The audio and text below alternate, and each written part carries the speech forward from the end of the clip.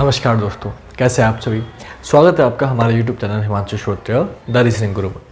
आपकी जो लोग आज पहली बार जुड़ रहे हैं उन सभी को बता दूं कि हम लोगों की करियर तार्किक बुक का सॉल्यूशन करा रहा था पूरी बुक का, जिसमें मैं लगभग सारे चैप्टर्स करा चुका हूँ। कथन निष्कर्ष, कथन पूर्वधारणाएं, कथन एवं तर्क, इससे पिछला चैप्टर था। और आज जो चैप्टर हम शुरू करने वाले हैं उसका नाम है आपका कथन एवं पूर्वधारणाएं। कथन एवं पूर्वधारणाएं। इंग्लिश में पूर्वधारणा का मतलब आप हिंदी में शायद ना समझ पाओ, लेकिन इंग्लिश में जरूर समझ जाओगे। इंग्लिश में इसे बोला जाता है statement and assumption. Statement and assumption mainly ये 3 चैप्टर है बेटा।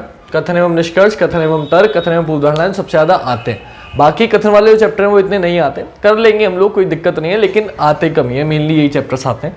तो कथन एवं पूर्वधारणाएं क्या है, कैसे समझना है, कैसे करना है, उस पे आते हैं बेटा।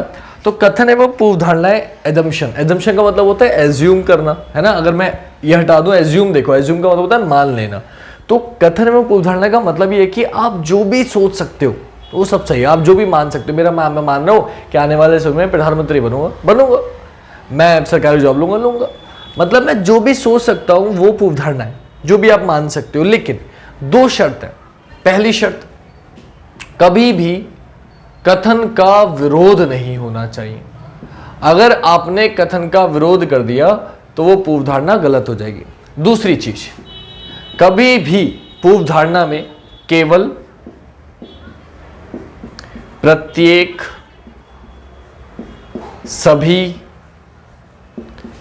एकमात्र ऐसे शब्दों का प्रयोग नहीं होना चाहिए, कभी भी नहीं होना चाहिए। अगर ऐसा शब्द लिख दिया तो वो पूर्वधारणा नहीं कहलाएगी। तीसरा पॉइंट, संभवतः, हो सकता है, इसमें के शब्द अगर है तो मानो अब मान के चलो कि वो पूर्वधारणा सही होगी। चौथी चीज, इलॉजिकल बात नहीं होनी चाहिए।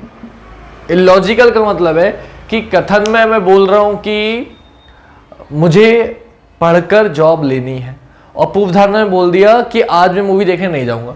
तो यार कथन चल रही है पढ़ के जॉब लेने की, तो मूवी पे आ गया।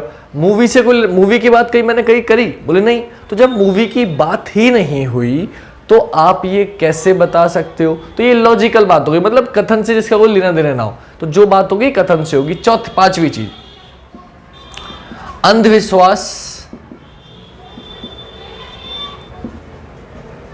पे आधारित कोई चीज होगी या बेतुकी कोई चीज होगी तो वो किस में आएगी, वो कभी भी नहीं मानी जाएगी, है ना। वो अंतर्निहित नहीं होगी। पूर्वधारणा हमेशा क्या होती है, ध्यान रखना, पूर्वधारणा हमेशा अंतर्निहित होती है, जिसे इंग्लिश में इम्प्लिसिट कहा जाता है। ये ध्यान रखिएगा। डन हो गई बात। छठी चीज क्या है, तो विरोध नहीं करना चाहिए, इलॉजिकल नहीं होनी चाहिए, अंधविश्वास नहीं। छठी चीज ये है कि निष्कर्ष अगर आ रहा है, निष्कर्ष का मतलब 100%। अगर कोई बात आप कथन से 100% बता पा रहे हो तो वो निष्कर्ष कहलाता है। और निष्कर्ष कभी भी पूर्वधारणा नहीं कहलाएगा। और आखिरी चीज, 7वां पॉइंट, आप पास्ट यानी कि भूतकाल और फ्यूचर यानी कि भविष्यकाल की बात पूर्वधारणा में नहीं कर सकते। क्लियर। तो ये कुछ पॉइंट्स हैं जो आपको ध्यान रखने हैं, इनके आधार पे आप क्वेश्चन सॉल्व करेंगे। और बाकी तो मैं धीरे धीरे जब क्वेश्चंस आएंगे तो बताता ही चलूंगा।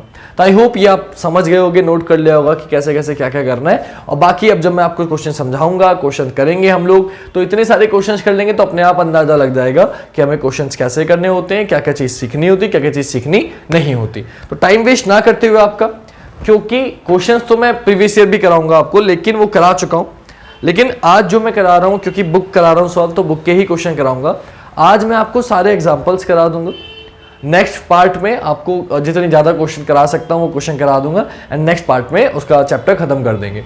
तो लगभग 35-40 क्वेश्चन होंगे, ज्यादा क्वेश्चन नहीं होंगे।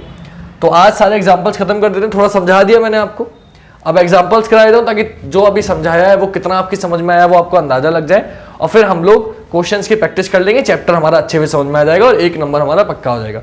यूपी पुलिस वाले बच्चे, इन्हें मत छोड़ना। अब जब भी वैकेंसी आएगी बम्पर आएगी, अच्छी खासी बड़ी वैकेंसी आएगी, क्योंकि काफ़ी टाइम से नहीं आई है, तो तैयार रहो, तैयारी अच्छे से करते चलो, ताकि आए, फिर काफ़ी सालों गैप होगा तो फिर मौका नहीं मिलेगा, तो आए तो उसको ले ही लेना, इस तरीके से तैयारी करते हुए चलो। डन।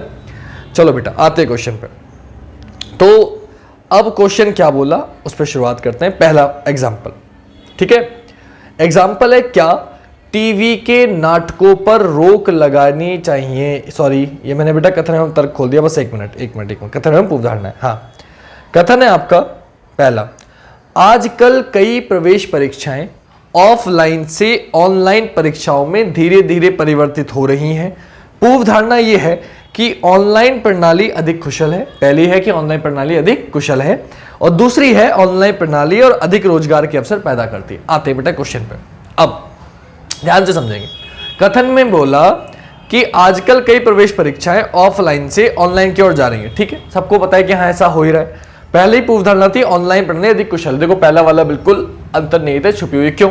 आप जानते हो कि पहले जब ऑफलाइन होता था तो हमें ओमाई शीट भरनी पड़ती थी, उसको चेक करना पड़ता था, बच्चे से गलती हो जाती, 10 चीजें है ना, समय लगता था भरने में, टाइम भी ज्यादा देना पड़ता था, और फिर चेक करने वाले से भी गलती होने की संभावना रहती थी। अब ऑनलाइन का फायदा क्या, आप जाओ, सब कुछ वहां, फोटो वोटो सब कुछ है, चीटिंग का कोई चांस नहीं है, क्योंकि ऑनलाइन है सब, आपका फिंगरप्रिंट लग रहा है, आपका फोटो खींच रहा है, तो ऑनलाइन की वजह से क्या हुआ, बहुत फायदा हो गया। नेक्स्ट चीज, जब आप ऑनलाइन पेपर देते हो तो आपका रिजल्ट डायरेक्टली हाथों हाथ सॉल्व हो जाता है, आंसर की बहुत जल्दी आ जाती है, क्योंकि सब कुछ फीड है, तो आपको समय नहीं लगता इतना ज्वाइनिंग होने में, तो अधिक कुशल है, इसमें कोई शक नहीं, चेक करने में कोई गलती नहीं होती, ये भी बिल्कुल सही है। यानी कि पहला वाली पूर्व धारणा तो अंतर नहीं है, बिल्कुल सही बात करें। दूसरे में बोला ऑनलाइन प्रणाली अधिक रोजगार के अवसर पैदा करती है। बेटा एक बात बताओ, परीक्षा ऑफलाइन हो या ऑनलाइन, उससे रोजगार क्या क्या लेना देना? अगर वैकेंसी 100 है तो वो तो 100 ही रहेंगी, चाहे आप ऑफलाइन पेपर दो चाहे आप ऑनलाइन पेपर दो, उससे किसी भी हालत में रोजगार ज्यादा हुए क्या? क्या वैकेंसी बढ़ जाएंगी ऑनलाइन लोगे तो? बोले नहीं, यानी कि ऑनलाइन से रोजगार के अवसर कहीं भी पैदा नहीं हो रहे, तो दूसरा वाला गलत। आपका आंसर हो जाएगा केवल पूर्व धारणा एक अंतर्निहित है। डन। नेक्स्ट बेटा, कथन है दूसरा, नशीत ने अपनी वर्दी पहनी, अपनी बंदूक को भर लिया, अपनी चालक संचालित आधिकारिक कार में काम के लिए निकल गया।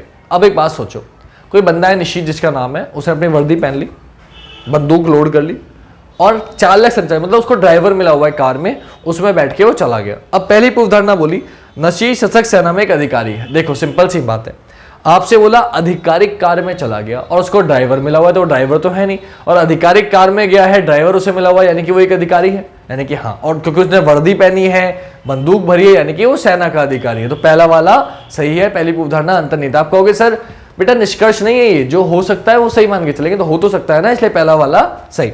दूसरा बोला नशीत जयपुर के राजस्थान में एक तैनात सैन्य कमांडो। अब देखो पहली बात तो जयपुर राजस्थान की बात ही नहीं हुई, तो लॉजिकल हो गया, लेकिन चलो मैंने मान लिया। फिर बोला सशक्त कमांडो, तो बेटा कमांडो को ड्राइवर नहीं मिलता, ये आप भी जानते हैं, मैं भी जानता हूं, है ना।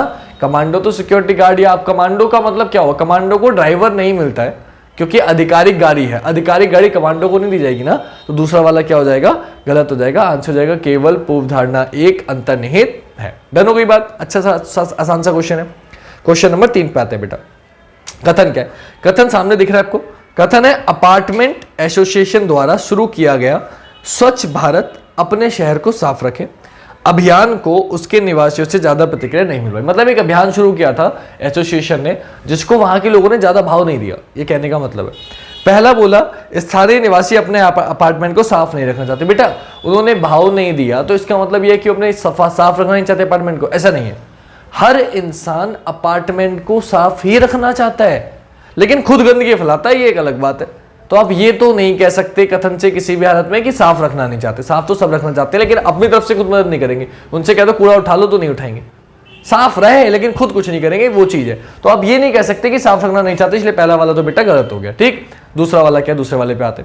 दूसरे वाले में बोला एसोसिएशन अभियान में असफल रही। सिंपल सी बात है, अगर लोगों ने प्रतिक्रिया नहीं दिखाई, इसका मतलब यह कि जो एसोसिएशन है वो हर हालत में असफल रही, कि अगर वो सफल रहती तो लोग उनकी बात मानते, यानी कि वो अच्छे तरीके से लोगों को प्रभावित नहीं कर पाई, मोटिवेट नहीं कर पाई, उनको अपनी तरफ आकर्षित नहीं कर पाई, यानी कि वो असफल रही। ये बिल्कुल सही है। तो आपका आंसर हो जाएगा केवल पूर्व धारणा 2 अंतर्निहित है। डन। चौथा क्वेश्चन बेटा, चौथा है रंजीत ने अपने मित्र संदीप से कहा यह सरप्राइज गिफ्ट मेरे लिए बेहद खास है, मुझे ये गिफ्ट बहुत ही पसंद है, मेरे लिए सरप्राइज गिफ्ट है और मुझे बहुत स्पेशल लगता है, ये उसने बोला। पहला बोला पूर्व धारणा गिफ्ट उसकी पत्नी द्वारा दिया गया है। अबे यार सरप्राइज गिफ्ट है, जरूरी है क्या पत्नी ने दिया हो? उसकी शादी हुई भी हो सकता है गर्लफ्रेंड ने दिया हो, जरूरी नहीं है ना कि या फिर बॉयफ्रेंड ने दिया हो। लड़के का लड़का आजकल तो सब लागू है, 375 हट गई है। तो आप ये समझो कि आपसे पत्नी के बारे में कुछ बोला गया, नहीं बोला, तो आप कैसे पत्नी लेके आ गए? तो इसका कोई सेंस नहीं, पहला वाला गलत। दूसरा, संदीप और रंजीत मित्र हैं, देखो सिंपल सी बात है, उसने साफ साफ बोला है, कथन में क्या बोला है, रंजीत ने अपने में संदीप से कहा। अगर संदीप से कहा इसका मतलब वो अपने मित्र संदीप से कहा, यानी कि संदीप मित्र है, बिल्कुल ठीक है, तो दूसरा वाला सही। तीसरे में बोला यह गिफ्ट रंजीत के लिए सरप्राइज था, देखो उसने बोला ये सरप्राइज गिफ्ट मेरे लिए बहुत खास है, तो सरप्राइज गिफ्ट है, यही तो कथन में लिखा है, तो ये भी आप बता सकते हो, यानी कि तीसरा वाला भी सही। तो आंसर हो जाएगा केवल पूर्व धारणा 2 और 3 अंतर्निहित है। डन। पांचवा, एक रिटेल स्टोर में अधिक ग्राहकों को आकर्षित करके उचित बिक्री का लक्ष्य रखा गया, यानी कि ग्राहकों को अपनी तरफ बुलाएंगे और ज्यादा से ज्यादा बिक्री करेंगे, ये एक टारगेट रखा गया। उन्होंने गतिविधियों प्रचार पर अपने विपणन बजट को बढ़ा दिया, मतलब जो गतिविधियां हो रही है, जो प्रचार यानी कि एडवर्टाइजमेंट हो रहा है, उस पर अपना विपणन मतलब होता है, विपणन मतलब मार्केटिंग, हिंदी में विपणन है, आपको पता नहीं होगा तो बता देता हूँ, विपणन मतलब होता है मार्केटिंग। तो मार्केटिंग का बजट बढ़ा दिया कि हम लोग मार्केटिंग ज्यादा करेंगे, ऑफर ज्यादा देंगे, दिखाएंगे ज्यादा, किसी हीरो से ऐड करवाएंगे, है ना, ये चीज उसने सोचा। तो अब पहला क्या बोला, उच्च विपणन खर्च कर्मचारियों की प्रेरणा और दक्षता को बढ़ावा देगा। देखो अब मार्केटिंग का खर्च ज्यादा होगा, इससे क्या आप ये बताओ, इससे क्या मुझे ये पता चल रहा है कर्मचारियों को प्रेरणा मिल रही है? यार मार्केटिंग के खर्च से कर्मचारियों को प्रेरणा क्या लेना देना, कोई लेना देना है क्या? नहीं, पहला वाला गलत हो गया। दूसरा, गतिविधियों और प्रचार से स्टोर में आने वालों की संख्या बढ़ेगी और अधिक ग्राहकों से तात्पर्य अधिक खरीदारी और अधिक व्यवसाय होगा। देखो दूसरा वाला सही है, क्यों? जब आप गतिविधियां ज्यादा करोगे, ज्यादा जाओगे, हीरो वगैरह से एडवर्टाइजमेंट कराओगे, पैसा खर्च करोगे, तो लोग देखेंगे, और लोग देखेंगे तो ज्यादा आएंगे, ज्यादा आएंगे तो ज्यादा सामान बिकेगा, ज्यादा सामान बिकेगा तो ज्यादा बिक्री होगी, बिक्री होगी तो फायदा होगा, यानी कि दूसरा वाला सही है, यही वो करना चाहता है। दूसरा सही है तो तीसरा ज्यादा पढ़ने की जरूरत नहीं, लेकिन मैं आपको पढ़ा देता हूं क्यों गलत है।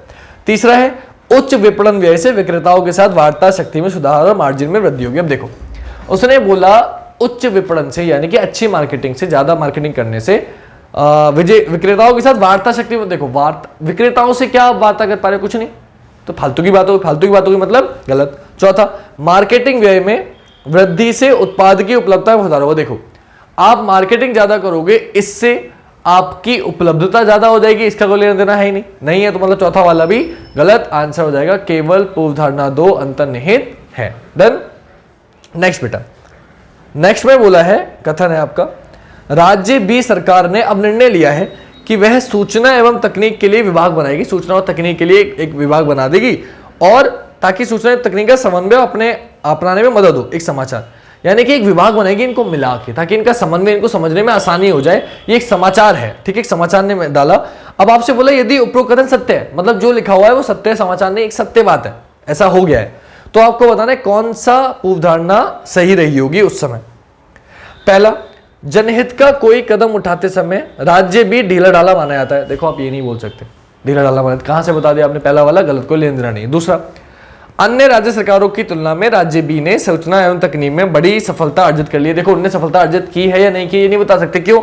वो एक खोल रहा है, वो उनका विभाग खोल रहा है, लेकिन उसे सफलता मिली नहीं मिली, आप नहीं बता सकते, दूसरा वाला गलत। तीसरा, प्रत्येक राज्य को सूचना एवं तकनीकी कार्य को समन्वित और नियमित करने की आवश्यकता, तीसरा वाला सही। क्यों? आपसे बोला उसको सही मानना है जो लिखा हुआ है, अगर उसको सही मानना है और उससे क्या होगा, उसने साफ साफ बोला है कि अपनाने में मदद हो, यानी कि सूचना और तकनीकी का समन्वय जो है उसको अपनाने में क्या हो, मदद हो, इसके लिए वो विभाग खोल रहा है। और अगर ये सही कार्य है, सत्य, तो और राज्यों को भी ऐसा करना चाहिए, तीसरा वाला सही। और चौथे में बोला राज्य बी के पास इस प्रकार की गतिविधियों पर खर्च हेतु आवश्यक धन है। अब देखो वो खोल रहा है तो धन तो हो गई, लेकिन ये निष्कर्ष हो गया। निष्कर्ष और तर्क में यही फर्क है कि वो आप निकाल रहे हो, लिखा हुआ नहीं है साफ साफ, इसमें साफ साफ लिखा हुआ है, यानी कि ये क्या है, पूर्व धारणा है। तो आंसर हो जाएगा ऑप्शन सी, केवल पूर्व धारणा 3 अंतर्निहित है। तो बेटा इस चैप्टर में सिर्फ 6 ही एग्जाम्पल दिए थे, मैंने आपको थोड़ा समझाया, थोड़ा एग्जाम्पल समझाए, कल मैं आपको क्वेश्चन करा दूंगा। उससे पहले मैं आपसे एक अनुरोध करूंगा ये नहीं, अब लाइक कमेंट शेयर तो नहीं कह रहा, वो तो चलो तुम कर ही देना, बार बार नहीं बोलूंगा, लेकिन हाँ अभी काम ये कर लेना बेटा कि जो प्रीवियस ईयर जो मैंने क्वेश्चंस कराए हैं कथन एवं तर्क, कथन एवं निष्कर्ष, वो वीडियो जरूर देख लेना क्योंकि वो इंपॉर्टेंट है। कहाँ से देखनी है तो उसके लिए आपको ये दिख रहा है मेरा यूट्यूब चैनल, टेलीग्राम, सब कुछ लिखा हुआ है, व्हाट्सअप वगैरह का नंबर भी है। अगर आप बाय चांस खुद ढूंढ सकते हैं तो प्लेलिस्ट में मिल जाएगा, और आपको ना मिले तो आप कहीं भी मुझे मैसेज कर देना, मुझे बता देना सर इस चैप्टर के लिंक भेज दो, मैं आपको पर्सनली सेंड कर दूंगा। क्लियर? और कोई डाउट हो तो आप वो भी भेज सकते हैं, वो भी मैं आपको जरूर बताने की कोशिश करूंगा। क्लियर? तो आई होप आपको वीडियो अच्छी लगी होगी। अगर वीडियो अच्छी लगी हो तो आपको क्या करना है आप जानते हैं, मुझे बताने की आवश्यकता नहीं है। रोज रात 8 बजे वीडियो चलती है, कल भी मिलेगी, तो कल मिलते हैं हर रोज की तरह रात 8 बजे। आज के लिए इतना ही। जय हिंद, जय भारत, वंदे मातरम, शिवरात्रि।